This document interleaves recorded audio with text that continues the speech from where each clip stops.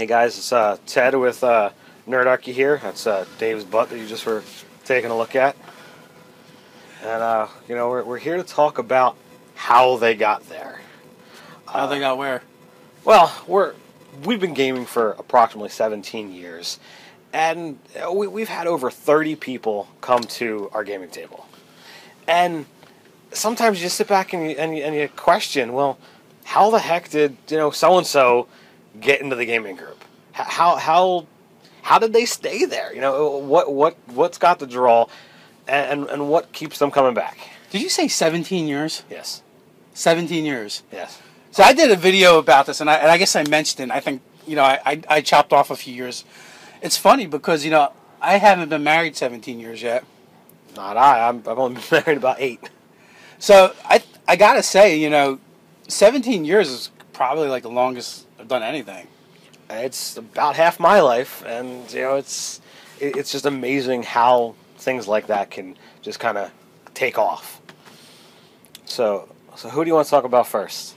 All right. Well, we got this like list of characters, right? And I'm not talking about player characters, but people that have actually come to our table and how they got there, and for the most part, it's always kind of like a friend of a friend, or people we know, people Ted met from college, or people I grew up with, because I guess we started at the beginning, right? You always have gaming connections that it's like, oh well, someone hears it. Oh well, you do this. Well, so do I. Let me join your group, or why don't you join my group? And we had our group for many years. It was every single week, Friday or Saturday night, and then it was every Saturday night. And it was just crazy. Yeah, come heaven or hell, we gamed. Let me tell you something. I gamed the day my son was born, and and people are like, "Why are you gaming?" Because it's what I do. It's Saturday. It's Saturday, man. Roll dice. Before you guys go judging me, he was born early in the day. So I was at the hospital for a while. He didn't miss anything. I didn't miss anything. I was there in time. We stopped the set. No, the session wasn't even going when it happened. My wife was very courteous in that way, and she made sure she had the baby nice and early, not to interfere with gaming. Right.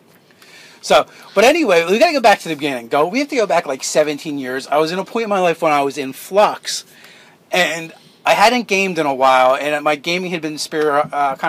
I started when I was like 11 with the red box. You guys remember that? Some of you older school people, right? And I decided I wanted to game again. So I knew I had a couple friends that I still talk to that gamed. Wait a minute. No, I had one. I had one friend that I still talk to that gamed. So I talked to him, and he was down, and I was like, I knew Ted because I married his sister. We weren't married at the time; we were just dating. And I knew Ted was into the whole geek culture, and I knew he played D&D. And I was new to the D&D culture at this point in time. I was maybe a couple of years into it. I've friends from Scouts and whatnot that said, hey, here's this thing to try. You did Magic the Gathering, you did D&D, and I had some friends throughout high school that we tried a couple of different role playing games, and the only one that really stuck was D&D. I tried Shadowrun, I tried Star Wars, and I had a couple of characters that I had a couple of sessions, but none of them really took off the way D&D did. And Dave rolls into the picture all these years ago, leather jacket. He doesn't have it now, but he had the hair as long or longer than mine, and he comes in, rolling up and says, all right, well, I see that you're playing D&D. Let's see what you got, so to speak. So we get this D&D group. He pulls a friend of mine. He pulls a friend of his, and him and this other character. They're going to be our DMs. We recruit my youngest brother. He was like 16 at the time. Right. And so, what are you? You're like 2-3 years older than him. So I think he was actually 15 at the time because I was 18 when we started. Yeah, something like that. Yeah, So we get this group together. We start gaming, and that's like kind of like the genesis. And the very first person who I would say would be the character, right, is my friend Steve. again, he was kind of like me, and we were closet gamers, right? We didn't talk about gaming. We didn't want people at school to know we were gamers. Back then, I don't know if they still have them today, but we were metalheads, right? So the leather jackets, the long hair. He played in a band. He played guitar. So listening to Metallica, and Megadeth, and all that stuff. Definitely, it wasn't really cool to be a gamer. So we kind of kept it quiet, and we even came up with a code word, right, for gaming to try and make it sound cool, right? We called it rocking out. Yo, you down tonight? Or you down this weekend to rock out? Yeah, we're down. Let's rock out, right? It had nothing to do with music or instruments, but we were going to be chucking some dice. That was rocking out. Now, Steve was the kind of DM that, he used us as us against you. he was a DM that was out for blood. We had this one character in one of his games that he was a spellcaster, wizard, whatever he was. But we're in a good campaign, and he finds this book. And it started, our weekly chant of death rolls, because every time he turned the page and started reading, he was making saving throws to see if his character was going to live. He would have all kinds of stat changes and all kinds of things happen, for the good or for the bad, but it could very well possibly kill his character to just keep reading this book. And every time he turned this page, he'd erase the line on the character sheet, and he'd give it another qualifier, the Satan's Ultimate White Book of Death or whatnot. It just kept getting bigger and bigger the longer this thing went. But that's what this DM did. He had the battle line drawn. It was me versus you, and he let you know that we are out to just kill you. It's like, oh my God. Yeah, Death Rose was his favorite saying. And, the White Book of Death is just an example. And just all kinds of crazy stuff he would do. And the funny thing was, he was actually a really good DM. His stories were great, but he would have no problem. It's like, oh, you're going to go investigate this well. Oh, there's a sphere of annihilation. You're dead. No save. Just toast. Poof, gone. Give me your character sheet. And it's what they did back then. You died. You handed your character sheet literally to the DM. Back in the day when I played Dungeons and Dragons, there was none of this negative hit points. Yeah. So that's what it was. It's like, really, is there no chance of save here? No chance of nothing? So the one time somebody walked in the sphere of annihilation, we just looked at him like, that's ridiculous. Why is there a sphere of annihilation in the bottom of this well for no other reason than... I blame Gary Gygax because he did it in Tomb of Horrors. Curse you, Gary Gygax! but that was the influence from our game. That's how it kind of evolved. And then like he said, he brought his one buddy into it, who, later on, soon after started gaming with us, within the next couple of years, you guys started college, and right. You're at college, and he discovered, dun dun dun, girls. Nothing can kill your game quicker than a girlfriend. So this buddy, he'd been infatuated with girls before and whatnot, but he never had the serious relationship, and... we've all... Hey, listen, serious means sex. Read between the lines. We've all, seen or known somebody that's been, completely whipped. And here's a situation where, all right, he's getting some. So, he's got to, all right, well, do I get some tonight or do I go, hang with my friends and chuck dice? So he's like, well, I think I'm going to hang with my girlfriend tonight. But he couldn't just do it like that. And don't get me wrong, I'm a great friend, and he's had health issues, so he's like, well, I'm going to play it off as that. So he starts, calling every once in a while, like it's a job. Hey guys, I'm not going to be able to make it out. Not going to be there. My Zoloft is running low. I'm not feeling well. I'm not going to make it out. And we, of course, rib him like crazy. You can only play that off for so long before we really know what's going on. So if his calls aren't working anymore, he starts getting the girl to call. And I think he made the situation worse, at least, from the ribbing standpoint. Because now his girl is calling to say, yeah, he's too sick to even come to the phone. And the first time I walked down the steps, because, we gamed in the basement. It's a stereotypical thing to do. I walked down, I was like, yeah, guys, he ain't coming tonight. his girl called to say he's too sick to even come to the phone. I think that was probably one of the funniest moments at the table. You know, everyone just cracked up laughing. It's like, his girl's calling him out? Now, I don't know how funny it is to retell the story or whatever, but here's the thing, right? It'd be one thing for him to go, F you guys, I'm freaking getting me some nookie tonight. I don't care what you nerds are doing, but I'm getting my end wet, right? We could probably have respected that, but he was a total weenie about it. And just like would make up excuses and then have his girlfriend. So that was one of the weenier moments of our game, I would say. But all right, what else happens? Okay, so my brother brings some more young blood to the table. Now I don't know if he had gamed before. I think he had done a little bit of game before. This guy is like 5 foot, 80 pounds, soaking wet, and he reminds me of like a Chihuahua on crack. We used to call him Psycho because he was kind of a little neurotic and little out there, bouncing. He's always bouncing off the walls. Utterly, hyper, and hard to contain. He really, he was like the Energizer Bunny. He just would keep on going. And this is the kind of character that, we called him Psycho because both out of game he was, little crazy, and in game he was really crazy. He's the kind of character that would honestly sit back and look, let's look at the battle strategy, and many of you who have played Wizards or, anyone with area effect attacks, you're always trying to get it so you get the most amount of enemies without hurting the party. And his answer was, fuck that. How do I get the most amount of the bad guys? Well, you could do it this way, but you'll hit like half the party. All right, I do that. You could do it this way, but you'll get everyone. Sure! He's more excited. The more party members he hits, the more he's all in. Fireball the party, great. The one time we get into this, situation, and he color sprays the entire party. 2 enemies, fail their save versus the 12 that were there. And every single party member drops.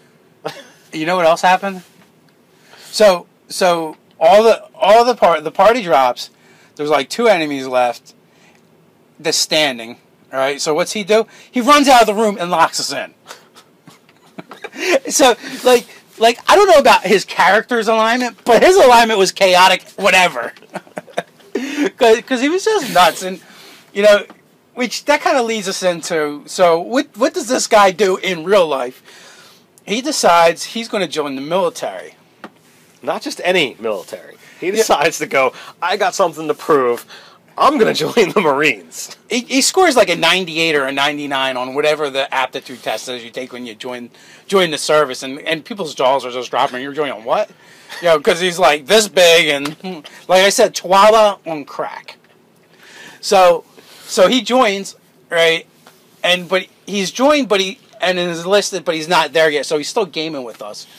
So one time he's like, well, I need a ride, so my recruiter's going to drop me off.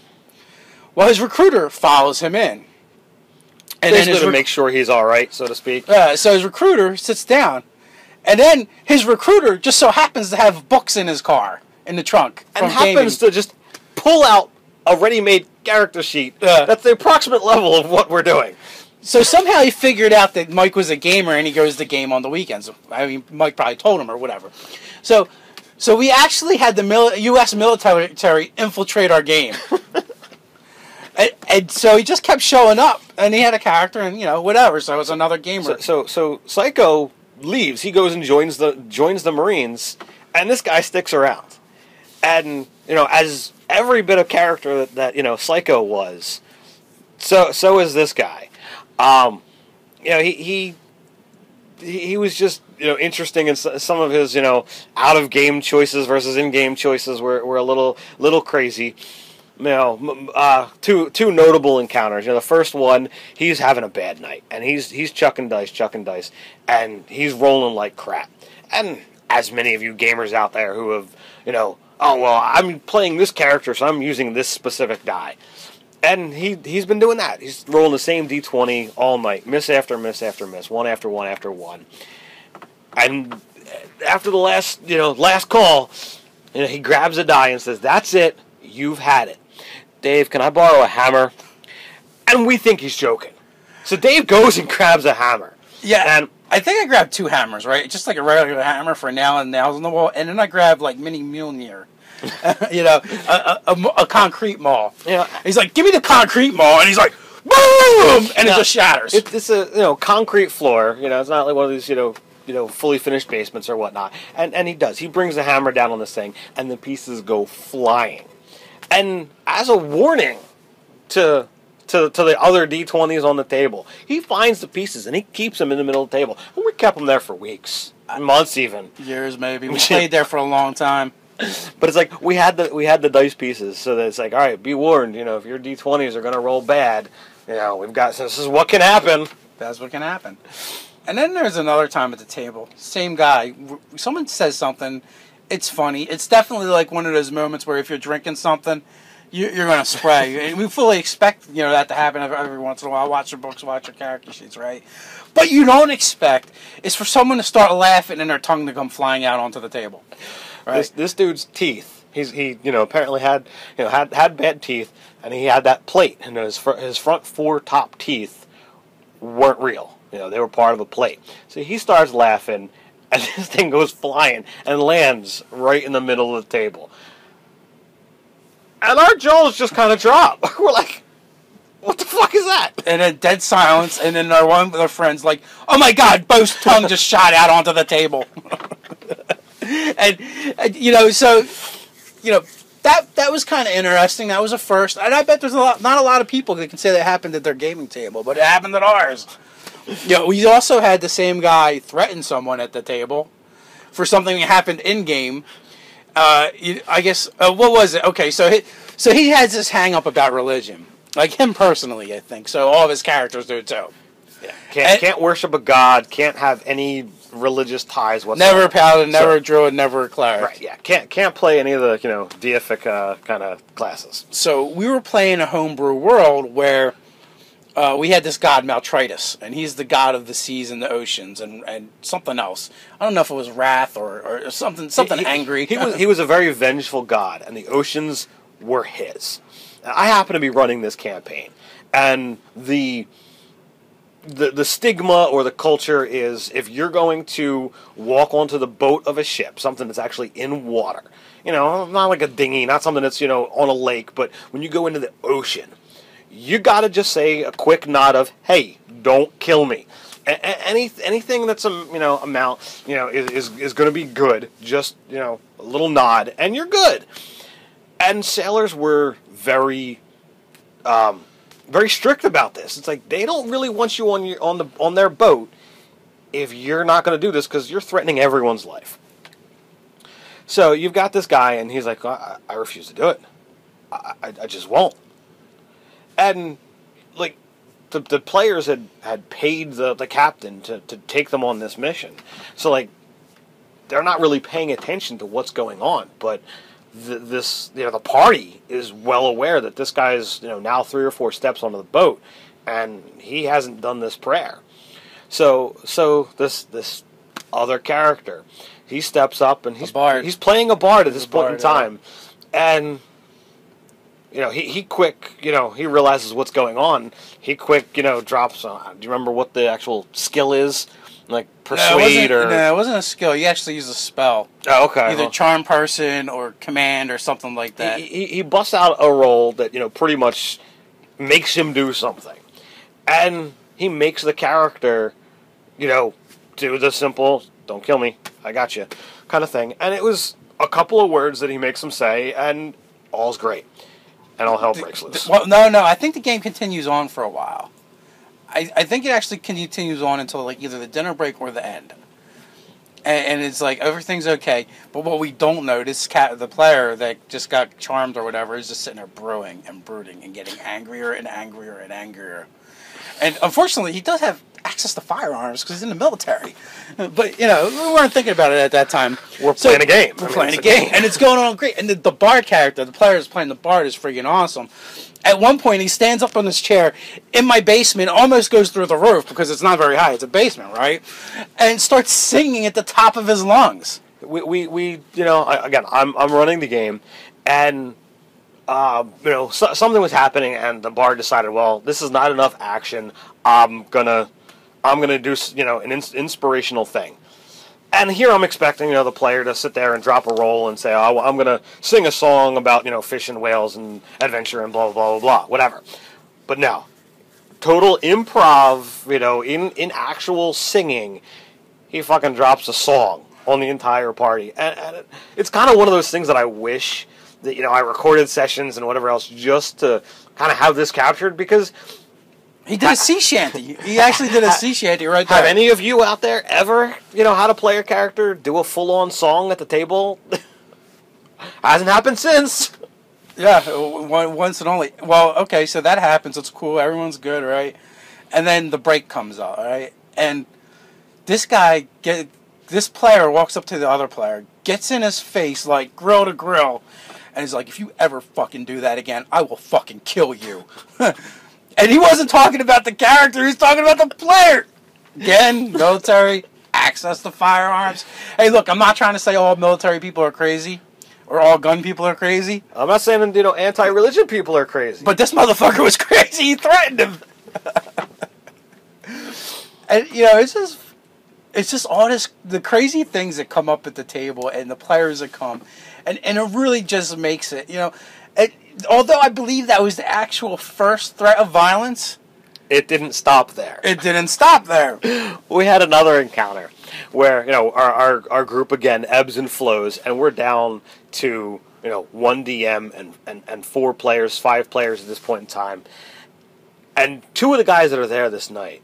Oh, no, you were down to 3. But that particular game, we had two new players. Two brand new players. One of my friends, just happened to decide to join the group this night, and he brings somebody else along. Who I can't even remember his name. So these guys are sitting at the table. Atten got a guy who's a little bit hard of hearing. Let me set this up. Go. All right, we got. So first of all, here's our table. We got me and Ted. Then we got our buddy Mark. He's a black guy who's like 6'1", 6'2", well over 300 pounds. Big dude, just big, right? Cool guy. Then we got this other cat that's sitting on our table. He's like 5.5 foot tall. Another small guy. I think 5.5 is generous. Maybe 5'4", but a little bit on the stocky side, a little portly. Red hair, glasses, and he's hard of hearing, like Ted had just said. But on top of that, he smokes too much of the gans, right? So I think there's some paranoia issues going on, and he's a little slower. I like the guy and all, but he's a little slower. So we got learning disabilities, hard of hearing, and the weed, and a little bit of a temper. Right. So he would always think we're talking about him, even when we weren't. Right. Now, granted, like we, at our table, it's all guys, so we rib each other a lot and we ride each other kind of hard. But it's all play fun. It's all play fun, and everybody gets it. Right. Except this guy. Except for this guy. So even when we weren't talking about him, he was convinced we were talking about him. And the funny thing is, Mark would go out of his way to be nice to him and be friendly to him. And so at some point, like, we're all talking and laughing. The next thing you know, this cat jumps up, right, to his full height of 5'4", and wraps his arms around Mark and tries to put him in a headlock, but he can barely reach. Now, Mark is sitting down, and this cat gets his arm, around him. And there's enough to get around him. But apparently he's never done a chokehold before, because he didn't get it right. And there's enough size difference that all Mark had to do was stand up. So, like, all of us are kind of, like, sitting back to see how this is going to play out. And this cat just starts saying, don't say that again. It's like, what? It's almost like he didn't think, he just acted. And then he's in this position where, oh, my God, I'm going to die now. But the funny thing is, like, Mark is like, what's going on? There's a chihuahua hanging off of me. And he's like stunned. We're stunned. The new guys are like horrified. They're like, oh my God, are we in physical danger by coming to this game? we expect to be, in a little bit of danger in the game, but outside of the game, not so much. And, it was, that was crazy. That was like, I would say, aside from Bo shooting his tongue across the room, his plate across the room, that was like one of the most shocking moments at the table. Yes, we look at it and it's hysterical because like Mark realizes that all right, well this guy is not going to be able to do anything to him. He knows right off the bat that he's not in any kind of danger, but he's at the same time like, what is this guy doing? So. From there, I guess we had changed locations at this time, right? This is our third location, I believe, maybe fourth. Well, if you count Steve's, I mean, Steve bounced around to like 3 or 4 different places. Well, that's true. So this is like our fifth location. So before we settled in, we did Steve, did your place. Then we're now at my last house. Yeah, and that's where this setting was. Well, at one of our first locations, we have to backtrack a little because this happened. Ted and a couple of the other guys are Larpers. And if you don't know what that is, it's live action role playing. Basically, they run around in the woods with pointy ears and beat each other with styrofoam sticks. Instead of sitting at a table, with a character sheet and some dice saying what's going on, you actually dress in costume, and it's typically, instead of a few hours at a table or an evening at a table, it's a situation where we actually have, you're in the woods for an entire weekend. Typically, Friday night to Sunday morning type of situation, and you have to, actually do what you say you're going to do. There's Dave's butt again. Hope you like it. And you don't roll dice to see what happens. You're actually swinging, as they would call it, styrofoam weapons, or foam and PVC and duct tape, and lots of fun. And I'm one of those people. I wore pointy ears and green outfit and ran around with a pair of swords in the woods. It's great. Loved it. Drizzt knockoff. Absolutely. Yeah, there's a plug. All right. So since I was a LARPer and avid at that, I did my my weekend thing every month. I kept the weapons in the car all the time, just because you go to a friend's place. Hey, you feel like sparring? Sure. So now, as Dave says, him and Steve were very much closet gamers. You can't walk around in public and talk about what happened in a story or what happened in a game. It's like, but for me, I'm a banner waver. Whatever I'm going to get into, I'm going to get into, and fuck y'all. So we're waiting for everyone to show up at game one night, and here we are at Steve's apartment, and not everyone's there. So I'm like, all right, dude, you wanna go spar a bit? I'm sure. So me and 2 of my buddies, we pull out the weapons, and we're sitting out there fighting in the middle of this parking lot. And Steve comes out utterly freaking out, like, oh my god, don't do that here! What the F are you guys doing? I live here. And, all right, here's the thing, right? It's an apartment complex, and it's kind of ghetto. It's a little hoodish, right? And Steve's like, what are you guys doing in front of my neighborhood? Never again are you to draw LARP baffle weapons near my house. Quick! And then he ushers them inside. So it's just things like that are funny. And like, here's the thing, and like Ted said, and like I've said, me and Steve are similar in the sense that we always kept our gaming on the DL, and for us, the first rule of gaming is we don't talk about gaming. It's like Fight Club, just not quite as cool. So all kinds of personalities, all kinds of different people, all kinds of viewpoints come to our gaming table, and I assume yours is the same way. You're just going to always have this mix of people, and that's what makes it fun. And we're talking about the violence springing into action in the middle of Ted's dining room at his last place, and having new players. Well, one of those new players had moved from out of state to New Jersey to live with a girlfriend here that he met online. Nothing wrong with that. Nothing wrong with that. And like I think he showed up to our table because the girlfriend worked with Ted and found out that he was a gamer because, it's not really hard. He does everything but write it on his forehead. You didn't write it on your forehead, did you? No, I've never had that happen. So he's like, oh, my boyfriend likes to do that, and Ted's like, he's a pretty outgoing and friendly guy, going, hey, here's my phone number. He can give us a call if he wants to come hang out.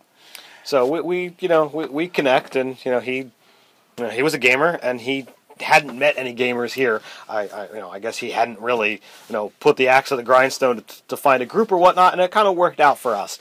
So he comes in, and he joins this group, and while he managed to survive the headlock encounter, whoever he brought with him never came back, which is why I don't even remember the name. So my buddy sits back and says, all right, well, I got this going on, and I got that going on. And he's in the group for a while, and hilarity ensues. He hung with us for years. Yeah. He was a horrible dice roller. One of the worst. He would play a multi-weapon fighter always just to get more dice rolls. So the one day, it's raining. And I'm not talking, torrential downpour that's threatening a flood or tsunami or anything, but it's raining hard enough that, driving in it could be a little challenging. And, since he's from out of state and whatnot, he didn't actually have his own car yet. He was borrowing his girl's. And his cell phone blows up. And he looks at it. You know what? Let's give a little background. This guy's from Maine, right? Right. Don't they get a lot of snow and stuff in Maine? They do. So he's probably used to really driving in really horrible conditions and doesn't have a really big problem with it. But it's raining. His phone blows up. I imagine so. So he answers it. Yeah. Okay. He hangs up the phone. Hey guys, I gotta go. And we're like, what do you mean? Is everybody okay? Yeah, it's my girlfriend's car, and she says it's raining, so I gotta come home. We're just in shock. His girlfriend called and says it's raining, so I have to bring the car home. Well, there's a little back and forth with him on the phone and with the girlfriend, and we only get one side of the conversation. So, but the gist of the matter was, it's her car. She was making him bring it home, and she may have threatened to call the cops and report it stolen. So, needless to say, he had to go. Again, girlfriends can really mess up your game. I'm so. And in all fairness, not to be sexist, I bet there's boyfriends out there effing with someone's game too. So just throwing that out there. We just haven't experienced it because, for the most part, we haven't had too many ladies at the table. It's usually dudes. Right. So the story doesn't technically end there. And of course, as we've previously mentioned, we rib our fellow players for any possible ammo. Lot bit. And it's all part of that playful banter. It's a guy thing. You girls out there, you might not get it. You might have your own thing, but that's what we've done.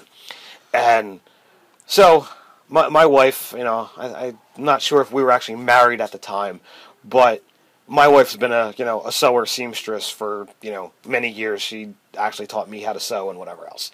So, go ahead and rib on that if you like. So, this guy, Hey, well, at least you don't play with dolls. So this guy leaves the table, and I tell my wife about this. And she understands the dynamic of our relationship, and she's like, oh, I gotta get him for this one.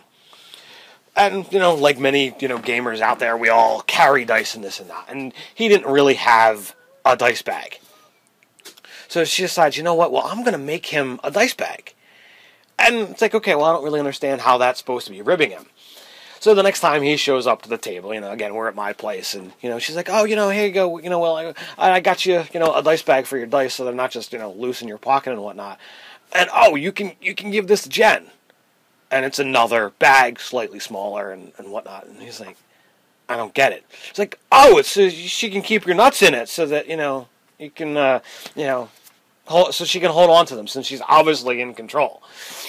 And the whole group, just laughs hysterical because it was a joke that, like, I didn't even know about.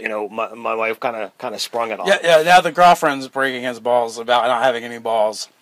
So like not only is my my wife ribbing on him, but now I can go and tell his girl that this is going on, and she just laughs because again I see her at work, and it's just hysterical. So girls can totally add some fuel to the fire at the table, well, even if they're not there. So I guess that that continues on for a while, and that guy hangs out with us for a while. Like we seem to be good for a couple years per person. I mean, me and Ted, like I said, we've been gaming together for 17 years. Ryan, who you're going to see on Nardarchy if you haven't already, he was one of the founding members who's come in and out of the group over the years. When he moved to New Mexico, that kind of killed everything for him playing with us. So I totally lost where I was going with that. Basically, what he's saying is, the ebb and flow of players. Ryan has come and gone out of the gaming group. We're hoping, he comes back to Jersey soon and rekindles the fire of our gaming group. We've had all kinds of crazy cats come and go from the group, and I imagine that your group out there has got the same. So I know where I was going. Go for it. Our other weird story. There's this other guy who Ryan actually started a separate group in his home city of Philadelphia where he lives. We're all in South Jersey. It's not that far, but he started a second group to get even more gaming in, and he just basically put out ads on the internet or something. I don't know what he did. But so he gets these random people to show up, and then me and Mark also show up. Well, that group doesn't last very long and dissolves. So what happens, we actually take one of those players decides he still wants to hang and game with us. So we're like, well, we got another group if you want to come over and hang with that group. Now this guy lives like an hour away from us in North Jersey. We're in South Jersey. He's like North Central Jersey when we start playing. And whatever, you can't find a group near him or there's a lot of gamers that are just socially maladjusted. So even the guy from Maine, I think he might have been a little bit the same way, where it's hard for those people to go out and find a group of their own and make friends. If somebody reaches out to them, they can say, all right, this is cool, I like this, I accept it. Whereas the actual process of going and looking for a group is a little bit harder. It's daunting. With these guys, it's like, I'm a little, antisocial or whatever else. I want a group, I want a game, but the process of looking for can be challenging because if they're the one reaching, they then have to make the call of, is this good enough or do I, try it out and not accept it? So whatever. But, so we end up with this cat at our table, commuting a little bit. It's cool. He games with us for years. Well, he starts going to school in Connecticut and moves to Connecticut. Okay, well, I guess he's done. No. He comes back every weekend and games with us. Because I guess back then we were gaming pretty regularly still. Yeah, we were still, every week or every other. And he would come from Connecticut. This cat would drop like $90 to get on a train. To get on a train to come down here and game. And his sister started coming. And then his sister winds up, joining as well. And that's when we find out that, this dude's going to college and apparently, comes from some bucks because he's getting a stipend. Yeah, he's being paid to go to school. Yeah, that's nice. And all types, all walks, And like we were talking to him, it's funny because his parents end up giving him a stipend because it ended up being cheaper than just keep giving him money, I guess. It was like bleeding them dry. So they came from an upper class, wealthier family, where the rest of us are really like, lower class or middle class, So, like all different walks. Well, this guy stops going to school, comes back from Connecticut to New Jersey, and moves to North Jersey. Right, and although New Jersey isn't like a huge state, but where he moves is like 2 hours away from where we're gaming, and he still shows up. There's a point, right? Even though we like the guy and we enjoy having him at the table, there was a point where we go, dude, really? You can't find other friends? Like, I like we like hanging out with you, but I don't think I would drive 2 hours every weekend to game. Yeah, I think I would look for a group that was closer or start one. 2.5 hours away to get to game. And we would typically game till, 1, 2, 3 o'clock in the morning. And then this cat would have to then drive home. So it's like, you realize that this is 5 hours of driving time to hang with this group. Dude, you're wrong. We never game till 1 or 2 in the morning. Back in those days, we gamed all night. We brought up the sun quite a few times. On average, I would say between 3 and 5. Now we're kind of old. We got kids. We got wives. Oh my God, you're falling asleep. Old guys, right? So now we're lucky if we make it till 1. But back in those days, there's so many times I remember bringing up the sun, and so now we're gaming it and we're bringing some fresh blood into it. And my son is showing an interest, and he started gaming. He's 13, and I guess we were talking about the stories. He's like, "Well, how come you don't do that anymore?" I'm like, "We're old." So it's just funny how this hobby can span the generations. My son's just starting. He's 13. I'm 38. When my brother got started with our group, he was like 15 or 16. And now, right, my son is done. He's like, "Well, what about," and he wants to start bringing friends, and it's like, it's kind of a mixed bag because you want to introduce new people to the hobby, but at the same time, you've got people who are 30s, 40s, adults, adults, and they're gonna, when you get into the whole gaming thing, you tend to loosen the tongue and be a little bit more lenient with the cursing and whatnot. And it's like, all right, here you got this 13-year-old, and it's like, all right, well, he's blood and he can kind of do this. But if he starts bringing in friends, I mean, the maturity level of the game is going to wind up dropping. Not to say that all 13s are going to be immature and whatnot, but if you've got 3, 4, 5 13-year-olds at a table and 30-year-olds, they're gonna have some issues. It changes the dynamic of the content. So when you have a group and you have varied players, each person is like a piece in a puzzle and they fit together a certain way. And that's going to always dictate how your group goes and how things run. And really whether some people will fit in at all or enjoy your company or you'll enjoy theirs, because you just have different personalities. And on this episode of Nerdarchy, really that's what this is about. We're talking about the different personalities that come to the game, different players, different mindsets, and how they've influenced our experience over the years for better or worse. Right. And looking back, even the bad ones were kind of funny. There's not a single player that has come to our table that has not added something. Anyone who has come at least more than once has added some substantial piece to our gaming history. And, to all you guys that, might happen to watch this, that happen to come to my table more than once, you know what you're talking about. If you're one of those guys or gals that came once, and I don't remember you, sorry. And with that, I would like to take a second for you guys that have been to our table. Thank you for coming. Indeed. Thank you for growing our experience over the years. And then thank you guys, if you're watching this, thanks for watching it and allowing us to share that experience. And in the comments below, feel free to share your own experiences. Or if you have particular questions, ask them there. Or if there's something you liked or didn't like, let us know. And we'd be more than happy to accommodate you.